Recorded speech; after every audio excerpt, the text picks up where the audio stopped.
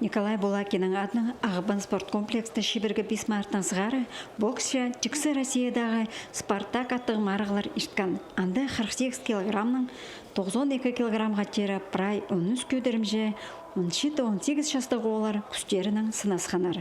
Пүлмінді прай 15 регионның, ол санды Алтай крайының, Иркутск, Новосибирск, Томск областарының, базада басқа жерлердің прай 109 кізі араласқан.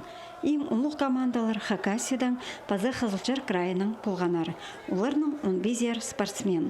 Олар рингті үз раунча марғылысқанар. Мұнда бұл спорт көрімінде аймақ шедіге шеткен олар шыл барғанар. Шеңісер сығып аларға ойлы немес.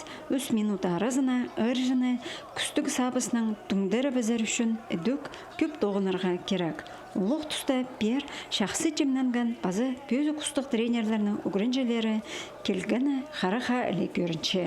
Бұл марғыларда сайықты орынарға тұрысқан спортсменерге арластық пішіктер, медальлар, кубоктар сыйлалған. Ұтқан оларға тізің шеңісілер қоры берілген. Бұл арғы мөрейді болғана көдерімді шеңіс тұтқан олар Россия первенствосында аралазарлар. Боксшы марғылар 5 күн барған. Антонина Тамачакова, Владислав Пустовой, хабарларға.